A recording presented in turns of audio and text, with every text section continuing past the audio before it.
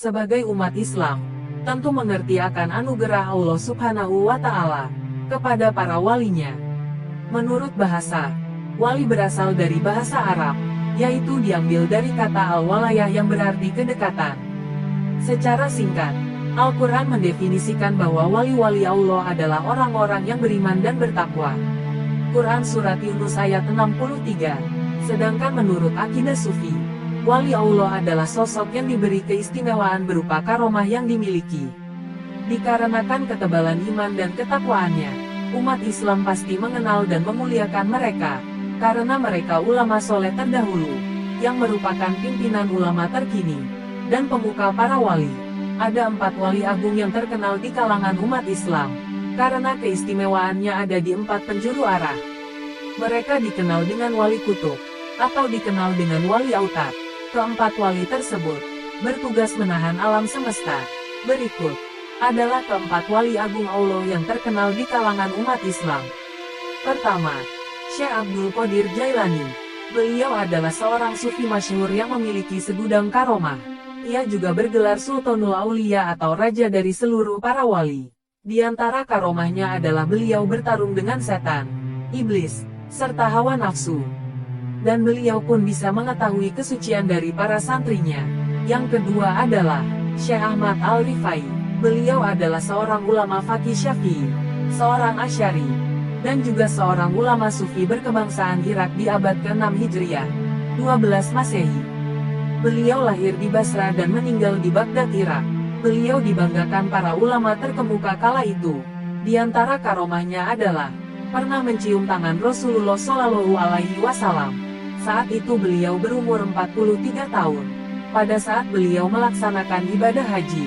Setelah itu beliau melanjutkan berziarah ke Madinah ke makam Rasulullah. Sesampainya di Madinah, bersama jamaah beliau masuk ke Masjid Nabawi. Para jamaah pun melihat secara langsung Nabi Muhammad Shallallahu Alaihi Wasallam menjawab salam dari Syekh Ahmad Al-Rifai. Beliau berlutut sambil berkata dari kejauhan, "Aku kirimkan ruku, untuk selalu mengingatmu sebagai perwakilanku. Aku bisa melihat dengan seluruh jasadku padamu secara kasat mata, maka ulurkanlah tanganmu, agar aku bisa mencium tanganmu wahai Rasulullah." Tangan Rasulullah keluar dari makamnya, lalu beliau langsung menciumnya. Yang ketiga adalah Syekh Ahmad Al-Badawi. Beliau adalah salah satu wali kutub yang lahir pada tahun 596 Hijriah di kota Fes yang sekarang menjadi Maroko. Beliau juga dikenal dengan Syekh Sayyid Al-Badawi oleh semua muslim sini, yang dihormatinya sebagai wali pada abad ke-13 di Maroko. Beliau mempunyai nasab yang mulia sebagai salah satu pilar dari keempat kelompok sufi. Di antara karomahnya adalah mukanya yang bercahaya, sehingga beliau melilit wajahnya dengan sorban sebanyak 2 kali. Yang keempat adalah Syekh Abu Hasan As-Sadzili. Beliau adalah pendiri tarekat Syaziliyah, yang merupakan salah satu tarekat sufi terkemuka di dunia. Ia dipercayai oleh para pengikutnya sebagai salah seorang keturunan Nabi Muhammad, yang lahir di desa Gumarah, dekat kota Sabtah, daerah Maghreb pada tahun 593 Hijriah. 1197 Masehi. Beliau dianugerahi punya banyak karomah yang tak ada yang dapat menghitungnya kecuali Allah Subhanahu wa Ta'ala.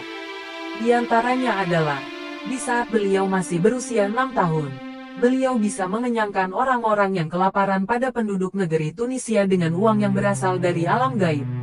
Beliau pun didatangi Nabi Khidir untuk menetapkannya menjadi seorang wali yang mempunyai kedudukan tinggi. Beliau pun bisa mengetahui isi hati manusia, di saat beliau masih berusia dini. Beliau pun tidak pernah terhalang penglihatannya dari Rasulullah Shallallahu Alaihi Wasallam selama 40 tahun. Itulah para wali Allah yang ditugaskan untuk menjaga alam semesta, dengan keimanan, ketakwaan, ilmu, serta karomah mereka. Semoga isi video ini bermanfaat buat Anda semua.